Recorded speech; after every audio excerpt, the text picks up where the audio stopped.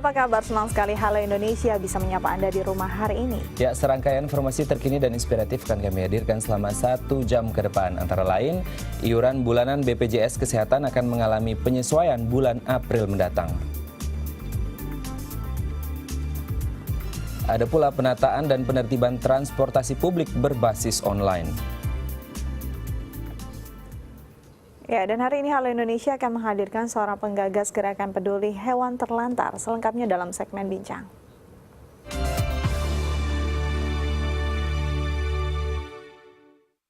Pemerintah akan menaikkan besaran iuran Badan Penyelenggara Jaminan Sosial atau BPJS Kesehatan untuk peserta mandiri per 1 April 2016. Kenaikan ini berlaku untuk semua kelas kesehatan mulai dari BPJS kelas 1 hingga kelas 3. Ya, selain besaran iuran, pemerintah juga mengatur beberapa perubahan prosedur yang berhubungan dengan pelayanan kesehatan bagi peserta BPJS. Penyesuaian tarif serta perubahan prosedur ini dilakukan sebagai upaya untuk mewujudkan kesejahteraan masyarakat dalam bidang kesehatan. Berdasarkan Peraturan Presiden Nomor 19 Tahun 2016, iuran Badan Penyelenggara Jaminan Sosial atau BPJS Kesehatan mengalami penyesuaian tarif per 1 April 2016. Penyesuaian tarif ini diberlakukan bagi BPJS untuk segmen peserta mandiri atau segmen pekerja bukan penerima upah kelas 1 hingga kelas 3. Adapun penyesuaian iuran yang mulai berlaku per April 2016 untuk BPJS kelas 1 yang semula Rp59.500 menjadi Rp80.000 per jiwa per bulan. Kelas 2 semula Rp42.500 menjadi Rp51.000 per jiwa per bulan. Dan untuk peserta BPJS kelas 3 yang semula Rp25.500 menjadi Rp30.000 per jiwa per bulan. Ya, berdasarkan Peraturan Presiden Nomor 19 Tahun 2016, salah satu isinya adalah penyesuaian iuran. Penyesuaian iuran itu untuk segmen pekerja bukan penerima upah dan bukan pekerja itu menjadi Rp80.000 per jiwa per bulan untuk kelas 1, menjadi Rp51.000 per jiwa per bulan untuk kelas 2, dan menjadi Rp30.000 per jiwa per bulan untuk kelas 3. Pemerintah berharap masyarakat yang menjadi peserta BPJS Kesehatan dapat menyikapi penyesuaian tarif ini dengan positif karena perubahan dilakukan demi memperkecil besarnya selisih biaya kesehatan yang harus ditanggung oleh pemerintah. Dengan penyesuaian ini, pertama, mengejar biaya pelayanan kesehatan yang seharusnya, yang wajar sesuai dengan nilai keekonomian dan mengikuti prinsip-prinsip perhitungan aktuaria. Selain penyesuaian tarif, Perpres Nomor 19 Tahun 2016 juga mengatur beberapa perubahan prosedur pelayanan kesehatan bagi peserta jaminan kesehatan nasional, di antaranya mengenai prosedur pembayaran iuran tepat waktu. Prinsip gotong royong dalam BPJS dapat terwujud jika seluruh peserta BPJS membayar iuran tepat waktu, sehingga pemerintah dapat menerapkan prinsip subsidi silang untuk biaya kesehatan masyarakat.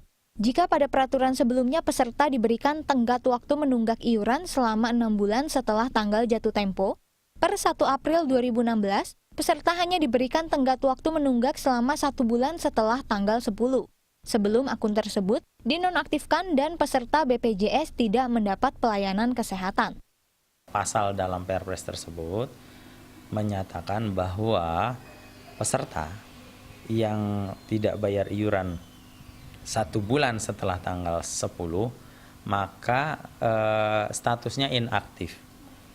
Jadi tidak bisa mendapatkan pelayanan. Demi memberikan pelayanan kesehatan prima bagi peserta BPJS, pemerintah memperluas kerjasama dengan vaskes-vaskes swasta, mulai dari rumah sakit, klinik, hingga dokter praktek perorangan.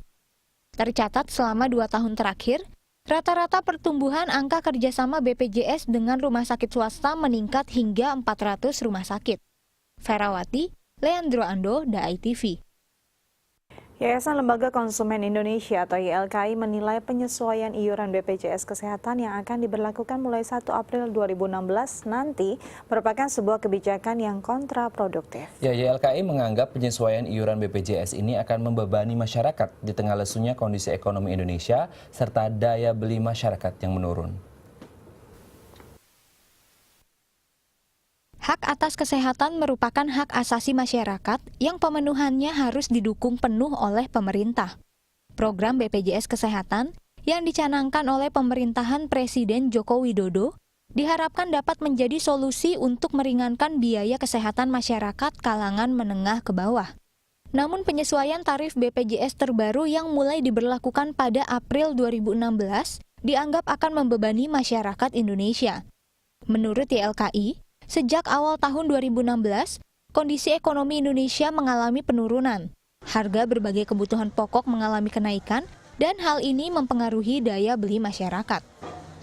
Katanya ini kan karena defisit ya. Kalau pemerintah ingin berinisiatif menambah itu bukan dari BPJS Mandiri dong yang harus dinaikkan, tetapi dari PBI, penerima bantuan iuran. Itu kan dari pemerintah. Ya, pemerintah yang harus menaikkan itu. Karena pada prinsipnya secara konstitusional bahwa kesehatan itu hak asasi masyarakat, hak asasi manusia. Jadi pemerintah yang harusnya mengcover ini. YLKI meminta pemerintah Indonesia lebih fokus pada peningkatan layanan kesehatan kepada peserta BPJS. Hingga saat ini, YLKI masih banyak menerima aduan dari peserta BPJS yang sulit mendapatkan ruang perawatan serta mendapatkan pelayanan yang berbeda dengan pasien non-BPJS. Tapi kalau misalkan ini memang benar dinaikkan oleh pemerintah, ya pemerintah juga harus punya standar dong. Selama ini pemerintah belum punya standar pelayanan minimal. BPJS itu belum ada standarnya. Seperti apa? Banyak masyarakat yang kemudian untuk mengurus mendapatkan BPJS saja susah. Apalagi untuk masuk ke rumah sakit. Ada yang ditolak. Kemudian juga ada yang sudah masuk ke rumah sakit tapi tidak dapat ruangan. Kemudian juga pelayanan juga berbeda dengan yang non BPJS macam itu ya. Sebagai solusi, YLKI menilai pemerintah seharusnya menaikkan iuran PBI atau penerima bantuan iuran yang iurannya menjadi tanggungan negara dan membatalkan keputusan penyesuaian tarif BPJS peserta mandiri. Ferawati, Leandro Ando, The ITV. Ya, masih seputar BPJS Kesehatan, pemirsa, penyesuaian tarif yang naik per April 2016 menuai berbagai tanggapan dari masyarakat pengguna BPJS. Sebagian masyarakat tidak setuju dengan kenaikan tarif ini karena dianggap memberatkan masyarakat Indonesia. Ya, namun ada pula masyarakat yang setuju terhadap penyesuaian tarif asal dibarengi dengan peningkatan layanan kesehatan.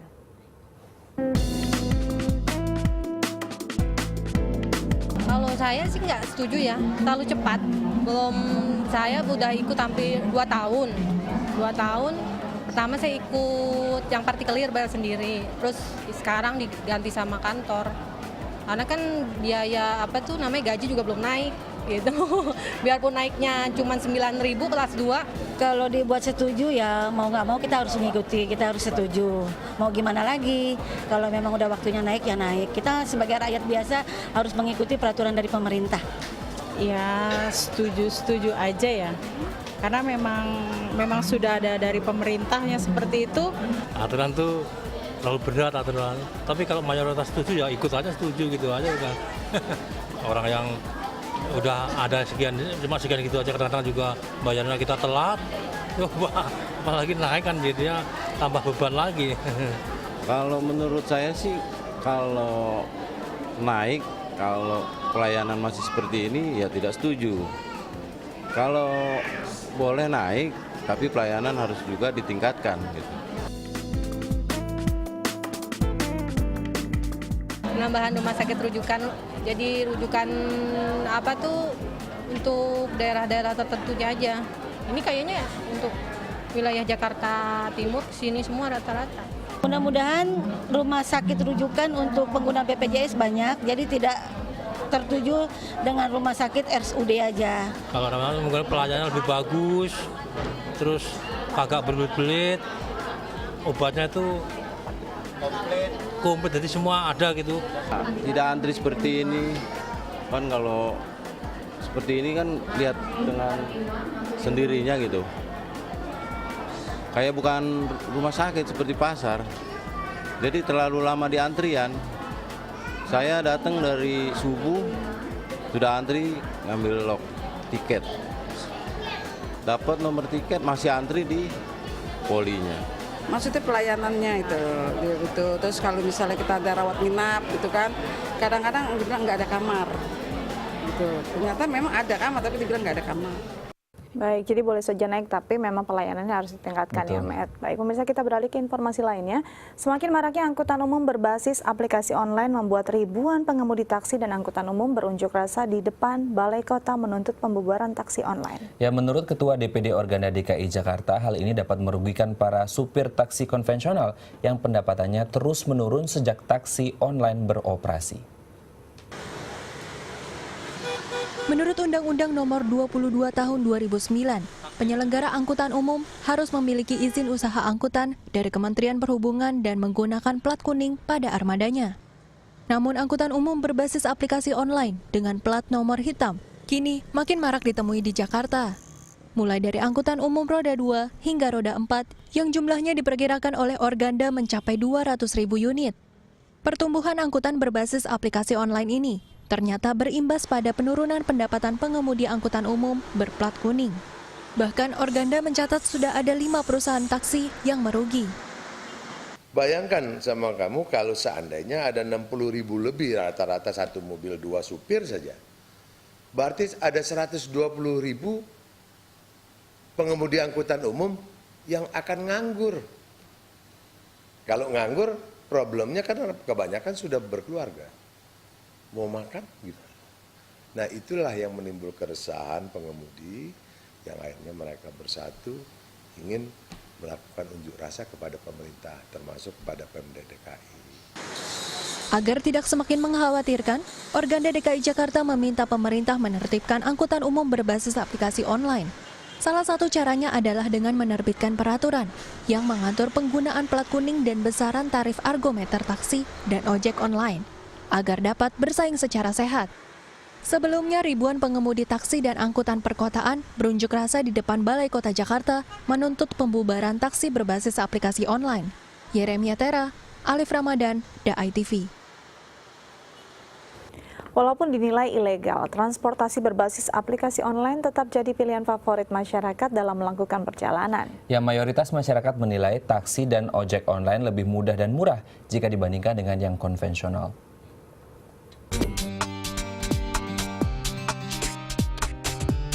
Online sih, Mas. Kalau saya lebih pilih yang Gojek. Lebih baik kita memesan Grabbike atau enggak Gojek. Kayaknya enakan taksi biasa deh. Saya soalnya pernah nyoba. Taksi ya nggak apa-apa itu, Mas. Soalnya merugikan juga kan kalau ojek. Kalau hujan kan dia nggak bisa beroperasi, jadi yang lain bisa. Nah kalau itu kan masih bisa, jadi ngerugiin gitu, Mas. Itu kan ya cukup murah juga untuk anak kos kan, Mas ya, dan juga lumayan apa ya, sangat membantu lah masakan. Itu kan juga apa ya, murah juga kan, Mas ya, dan juga apa ya, aman juga, dan juga kadang supirnya juga sopan-sopan sih, Mas. Jadi saya juga itulah sangat terbantu dengan ada itu juga. Kendaraan yang paling cepat gitu loh, kalau misalnya mau ke kampus tinggal pesan gitu, udah order gitu, udah nyampe. Ya berharap sih biar tetap ada gitu loh. Membantu, tapi walaupun ya kadang juga membuat macet ya itu sih membantu juga.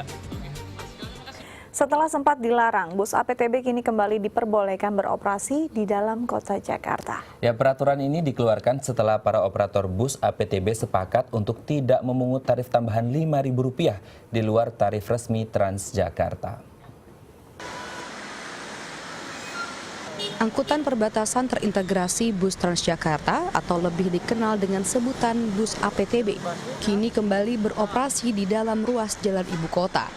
Keputusan ini dikeluarkan setelah 6 operator bus APTB bersama Organda sepakat untuk tidak mengambil penumpang di luar halte Transjakarta dan tidak memungut tarif Rp5.000 di luar tarif resmi Transjakarta, yaitu Rp3.500. Pada saat bus-bus APTB masuk ke jalur Transjakarta, kemudian ada penumpang dari shelter Transjakarta naik APTB, mereka tidak boleh tarik bayaran. Nah, itu yang disepakati bersama, tapi masyarakat juga terlayani gitu. Jadi semua mengakomodir semua problem-problemnya berkaitan dengan pelayanan kepada masyarakat. Namun izin operasional ini berlaku sementara hingga pihak Transjakarta dan Dinas Perhubungan DKI Jakarta menerima 600 bus Transjakarta baru yang merupakan hibah dari Kementerian Perhubungan. Rencananya pada akhir Maret ini, 50 dari 600 bus tersebut siap beroperasi di dalam kota sebagai bus Transjakarta. Sementara itu, operator bus APTB bersama Organda dan Dinas Perhubungan DKI Jakarta sedang merencanakan penggabungan APTB ke dalam kepengurusan PT Transjakarta, agar nantinya APTB dapat beroperasi sebagai bus pengumpan Transjakarta. Sebelumnya, Dinas Perhubungan sempat melarang bus APTB beroperasi di dalam kota Jakarta.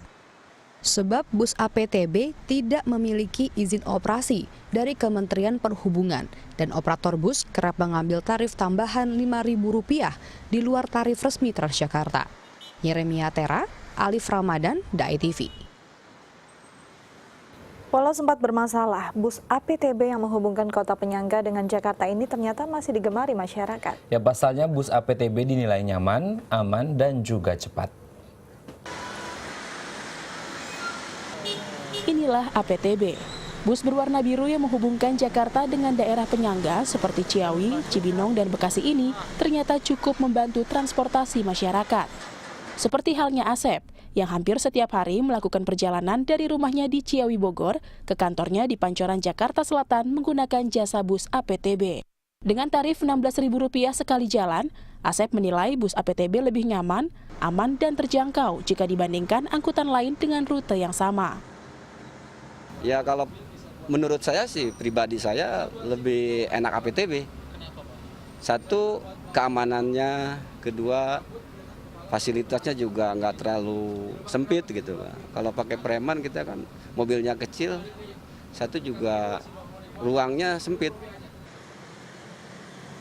Senada dengan Asep, beberapa pengguna lain bus APTB tidak setuju apabila APTB dilarang masuk ke dalam kota Jakarta. Selain memudahkan transportasi antar kota antar provinsi, bus APTB juga dapat menunjang operasional bus Transjakarta. Sangat tidak setuju, Mas. Kalau dibilang setuju nggak setuju, ya sebenarnya saya juga nggak setuju lah. Kalau dihapus nggak setuju. Ya dengan adanya APTB berarti membantu kita gitu. Dalam kenyamanan, terus waktu juga lumayan lah. APTB itu kan juga membantu dari Transjakarta juga, karena juga ya walaupun kalau misalkan APTB dihapus pun juga nggak apa-apa ya, tapi yang penting harus diperbanyak juga dari bus Transjakartanya. Ya itu kan untuk bantu orang rakyat kecil kan, naik APTB kan enak, nah, cepat sampai bilang tadi kan, efisien lagi dia. Karena kan kalau APTB itu kan cuma Rp5.000 kan Mas, dan itu kan juga apa ya cepat juga, dan juga apa ya kita bisa duduk juga kan Mas. Jadi menurut saya itu APTB itu sangat membantu Transjakarta sih Mas gitu. Jadi saya nggak setuju. Harapannya, bus APTB dapat terus beroperasi sehingga membantu masyarakat menjangkau daerah-daerah penyangga Jakarta. Yeremia Tera, Alif Ramadan, DAI TV. Baik, selanjutnya kami akan menghadirkan seorang penggagas gerakan peduli hewan terlantar, namun setelah jeda berikut tetap bersama kami di Halo Indonesia.